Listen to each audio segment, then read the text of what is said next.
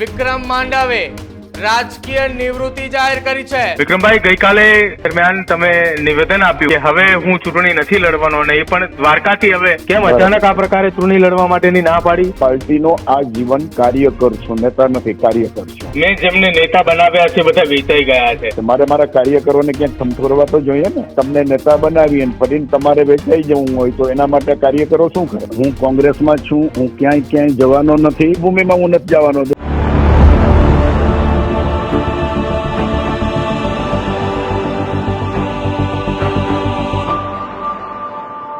નમસ્કાર, આપ જોઈ રહ્યા છો ન્યૂઝ રૂમ ને આપની સાથે હું છું પ્રદીપ। ગુજરાતના રાજકારણના ફરી એક વખત સૌથી મોટા સમાચાર એ સૌરાષ્ટ્રથી સામે આવી રહ્યા છે। સૌરાષ્ટ્રના રાજકારણની અંદર ફરી એકવાર ખળભળાટ મચાવે તેવા સમાચાર। આ એ ગુજરાત કોંગ્રેસને લઈને સૌથી મોટા સમાચાર છે। કોંગ્રેસ માટે મોટા આંચકાજનક સમાચાર એ સૌરાષ્ટ્રથી સામે આવી રહ્યા છે। સૌરાષ્ટ્રના મોટા નેતા વિક્રમ માંડવે રાજકીય નિવૃત્તિ જાહેર કરી છે। કોંગ્રેસના દિગ્ગજ નેતા છે વિક્રમ માંડવ, કે જેમને નિવૃત્તિ જાહેર કરી છે। દ્વારકા જિલ્લાના પ્રમુખ પાલ આંબલિયાના શપથ ગ્રહણમાં માંડવની આ મોટી જાહેરાત, મેં હવે પ્રજા માટે કામ કરવાનું બંધ કરી દીધું છે નું નિવેદન માંડવનું છે। આ વિક્રમ માંડવનું સૌથી મોટું નિવેદન સામે આવ્યું છે। મારે હવે ચૂંટણી લડવી નથી, આ પ્રકારનું નિવેદન વિક્રમ માંડવે આપ્યું છે। વિક્રમ માંડવના નિવેદન બાદ હવે ખળભળાટ મચ્યો છે। મેં જેમને નેતા બનાવ્યા એ બધા વેચાઈ ગયા, આ નિવેદન વિક્રમ માંડવનું છે। કંપનીના પૈસા લઈને આવે એ વેચાઈ જાય છે, આ પ્રકારનું નિવેદન વિક્રમ માંડવનું સામે આવ્યું છે। વિક્રમ માંડવનું નિવેદન એ પ્રકારનું એ સમયે આવ્યું છે કે જ્યારે કોંગ્રેસે બેઠી થવાની જરૂર છે। લડવું કોની માટે અને શું કરવા, એ પણ સવાલ વિક્રમ માંડવે પૂછ્યો છે।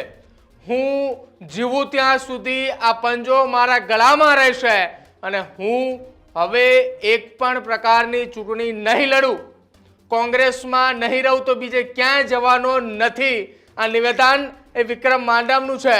અને આ નિવેદન આવતાની સાથે જ ગુજરાત કોંગ્રેસ માટે આંચકાજનક સમાચાર કહી શકાય, કેમ કે ગુજરાત કોંગ્રેસની સૌથી મજબૂત પકડ એ વર્ષ 2017ની અંદર એ સૌરાષ્ટ્રમાં હતી, અને સૌરાષ્ટ્રની એ પકડમાં હવે ફરી એક વખત કોંગ્રેસે બેઠું થવા જઈ રહ્યું છે। અને એ જ દરમિયાન ગુજરાતના કોંગ્રેસની અંદર સૌરાષ્ટ્રમાં સૌથી મોટા સમાચાર કહી શકાય કે વિક્રમ માંડવે હવે નિવૃત્તિ જાહેર કરી છે, અને તેમણે એવું કહ્યું છે કે હું જીવીશ ત્યાં સુધી મારા ગળાની અંદર કોંગ્રેસનો પંજો રહેશે, પરંતુ હવે હું એક પણ જગ્યા ઉપર ચૂંટણી નહીં લડું। મેં જેટલાને નેતા બનાવ્યા છે એ તમામ લોકો વેચાઈ ગયા છે અને પ્રજા માટે લડવું હવે નથી, કેમ કે શું કામ હું પ્રજા માટે લડવા પ્રકારનો સવાલ પણ વિક્રમ માંડવે પૂછ્યો છે। વિક્રમ માંડવે દ્વારકા જિલ્લાની અંદર પાલ આંબલિયાના શપથ ગ્રહણ સમારોહ દરમિયાન આ પ્રકારનું નિવેદન આપ્યું। ગુજરાતના રાજકારણમાં કોંગ્રેસને લઈને આ સૌથી મોટા સમાચાર છે, અને ખાસ સૌરાષ્ટ્રમાં, કેમ કે વિક્રમ માંડવે ગઈકાલે એ જાહેર કર્યું કે તેઓ દ્વારકાથી ચૂંટણી નથી લડવામાં। આપણી સાથે વિક્રમ માંડવ જોડાય છે, સીધી વાત તેમની સાથે કરીએ। વિક્રમભાઈ, સ્વાગત છે પહેલા તો ન્યૂઝ રૂમમાં આપનું। બરાબર વિક્રમભાઈ, ગઈકાલે પાલભાઈ આંબલિયાના પદગ્રહણ સમારોહમાં તમારી ઉપસ્થિતિ હતી, ને દરમિયાન તમે નિવેદન આપ્યું કે હવે હું ચૂંટણી નથી લડવાનો, અને એ પણ દ્વારકાથી હવે તમે ચૂંટણી લડવાની ના પાડી છે। કેમ અચાનક આ પ્રકારે ચૂંટણી લડવા માટેની ના પાડી? કોંગ્રેસની અંદર નવા કાર્યકરોને ઉત્સાહ મળે, ઘણા લોકોની ઈચ્છા છે, ઘણા લોકો તૈયારી કરે છે, એમનું મનોબળ મજબૂત થાય અને એમની ઈચ્છા થાય તો એમના માટે જગ્યા ખાલી કરી દેવી। આ બધા તો 75 વર્ષની વાતો કરે છે, હું એનાથી 10 વર્ષ પહેલા જગ્યા ખાલી કરી દઉં છું। નવાઓને ચાન્સ તો આપવો જોઈએ ને ભાઈ। જામનગર થી દ્વારકા 150 કિલોમીટર છે, ત્યાંથી ઓખા મીઠાપુર આ 200 કિલોમીટરનું અંતર કાપવું એ શારીરિક રીતે હરિયાપટ્ટી કરવાની રીતે બહુ અઘરું પડે છે, અને નવા કાર્યકરોને તક ન મળે એના કરતા નવા કાર્યકરોને તક મળે એ સૌથી બેસ્ટ। દ્વારકાથી ચૂંટણી લડવાની તમે ના પાડી છે, કોંગ્રેસ તમને દ્વારકાની જગ્યાએ બીજા કોઈ જિલ્લાની અંદર ચૂંટણી લડવા માટેનો મોકો આપે અથવા કે તો કોંગ્રેસ સંજોગો પાર્ટી, હું પાર્ટીનો આ જીવન કાર્યકર છું, નેતા નથી, કાર્યકર છું। બરાબર, એ સમય સંજોગો પરિસ્થિતિ પ્રમાણે પાર્ટીનું હિત કેમાં છે હું લડું તો હિત છે, બીજા લડે તો હિત છે. પાર્ટી કેમ મોટી થાય, પાર્ટીની સીટો કેમ વધુ આવે, સામાજિક સમીકરણો કઈ રીતે થાય, એ તો સમય સંજોગોએ પાર્ટી સાથે ચર્ચા કરીને પાર્ટીના હિત માટેના જે નિર્ણયો હશે એ જોશું. તમે નિવેદનમાં એક વાત એ પણ કરી હતી કે મેં જેમને નેતા બનાવ્યા છે બધા વેચાઈ ગયા છે. બધાય નહીં શબ્દ કાઢી નાખો. જુઓ એમાં ઘણા બધા તો એમાં છે એક શોધી લો ને, એમાં ઓપન છે, એમાં ક્યાં ખાનગી છે. અચ્છા. અને બીજું એક એ પણ નિવેદન હતું કે કંપની પૈસા લઈને આવે, કામ કરે, એ પણ ઓપન છે, એમાં ક્યાં ખાનગી છે. દેવભૂમિમાં કંપનીઓ રાજ શું છે, કઈ કંપનીઓએ શું રોલ ભજાવ્યો, તમે એવડું મીડિયા લઈને બેઠા છો તો એ તો ઓપન વસ્તુઓ છે. એમાં મને કહેવાની ક્યાં જરૂર છે? મારે મારા કાર્યકરોને ક્યાંક થમથોરવા તો જોઈએ ને. અને એ એટલા માટે તાલુકા, જિલ્લા અને કોર્પોરેશનની ચૂંટણીઓ આવે છે, ફરીને તમને નેતા બનાવી અને ફરીને તમારે વેચાઈ જવું હોય તો એના માટે કાર્યકરો શું કરે?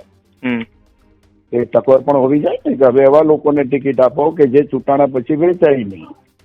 કારણ કે જે લોકો ચૂંટાય છે એ પછી હું હોઉં કે બીજા કોઈ, એને કાર્યકરો ખંભે ઉપાડીને રાતની મહેનત કરીને ચૂંટાવે છે. અમે અમારા એકલાની તાકાતથી જીતી નથી જતા. તો કાર્યકરોનો શું વાંક?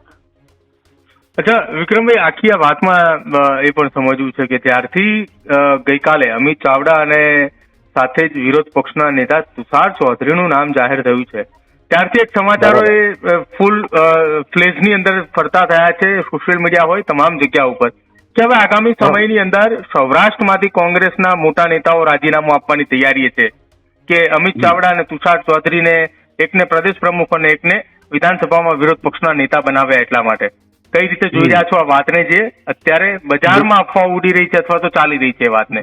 બીજાને શું કરવું એ મને નથી ખબર. બંને મારા સારા મિત્રો છે. હું કોંગ્રેસમાં છું, હું ક્યાંય જવાનો નથી અને હું કોંગ્રેસના એક સૈનિક તરીકે જીવું છું ત્યાં સુધી મારી ઈચ્છા છે. એના પછી ક્યારેય કાંઈ થાય તો નિવૃત્તિ લઉં, પણ હું બીજે ક્યાંય ન જાઉં મને કોઈથી. અને તો બંને મારા ખાસ સારા મિત્રો છે અને એ ડિક્લેર થયા એ પહેલાનું આ સ્ટેટમેન્ટ છે.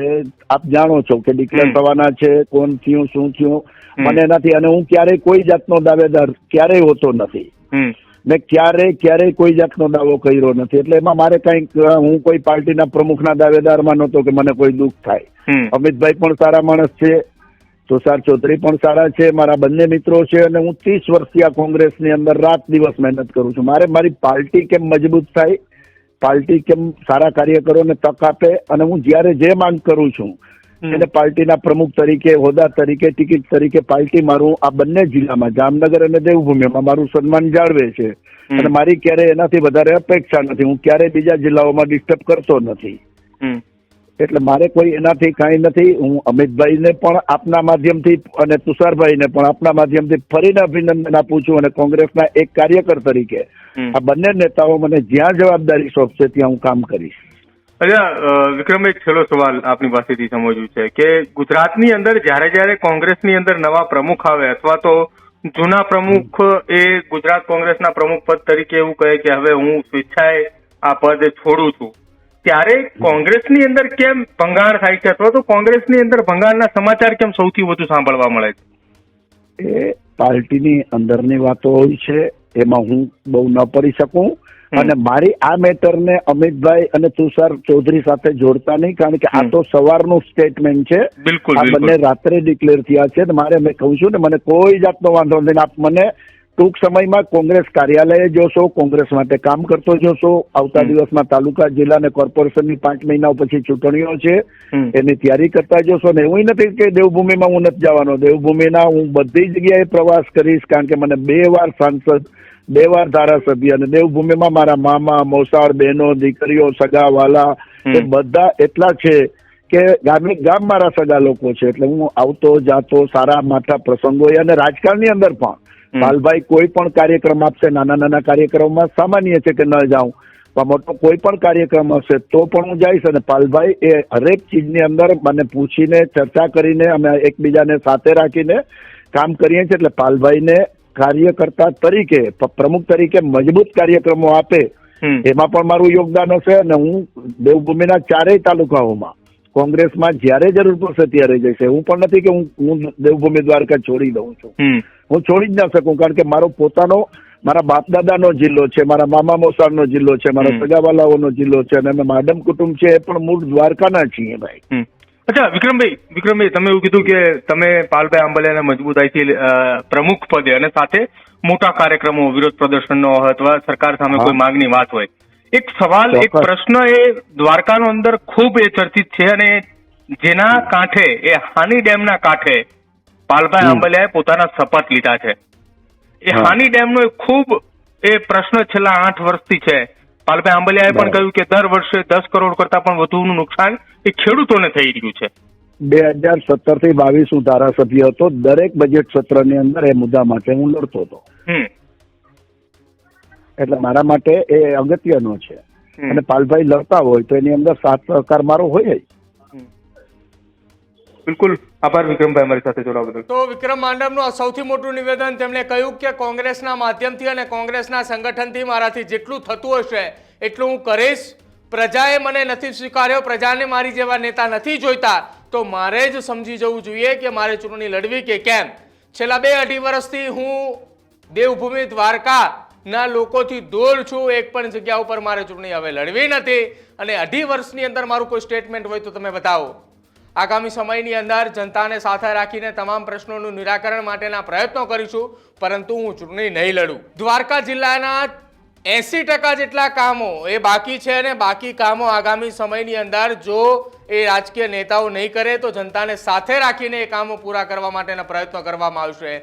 અને સાથે જ વિક્રમ માંડમનું એ સૌથી મોટું નિવેદન છે. તેમણે એ કહ્યું કે હવે પ્રજા એ સુધરવાની જરૂર છે. જો પ્રજા જ ના સુધરતી હોય તો હું પોતે સુધરી ગયો છું. મારે હવે કોઈ પણ પ્રકારની ચૂંટણી લડવાનું થતું નથી, કેમ કે મારી જેવા નેતાની પ્રજાને જરૂર નથી. તો એ પ્રજાનો એ મત છે અને હું પણ મારા મતે એટલો અધિકાર રાખી શકું છું કે હવે હું ચૂંટણી નહીં લડું. એક તરફ ગુજરાત કોંગ્રેસના નવનિયુક્ત પ્રદેશ પ્રમુખ અમિત ચાવડાએ પોતાનો ચાર્જ પોતાનો પદ ગ્રહણ કરશે અને એની પહેલા ગુજરાત કોંગ્રેસના મોટો ફટકો છે. વિક્રમ માંડમે ચૂંટણી નહીં લડવાની જાહેરાત કરી છે અને તેમણે એમ પણ કહ્યું છે વિક્રમ માંડમ બોલે ને એ જ મોટી પ્રતિજ્ઞા છે, બીજી એમાં કોઈ પ્રતિજ્ઞા લેવાની જરૂર નથી. તમારું શું માનવું છે વિક્રમ માંડમના આ નિવેદનને લઈ કે તેઓ આગામી સમયમાં ચૂંટણી નહીં લડે અને સંગઠન અને પોતાની જાતે કોંગ્રેસથી જેટલું જ કંઈ થશે લોકો માટે એટલી મહેનત કરશે, બાકી આવનારા સમયની અંદર દ્વારકાની હોય કે કોઈ પણ જગ્યાએ પોતે ચૂંટણી નહીં લડે? આપનો અભિપ્રાય અમારા કમેન્ટ સેક્શનમાં જરૂર જણાવજો. જોતા રહેજો ન્યૂઝ રૂમ. નમસ્કાર.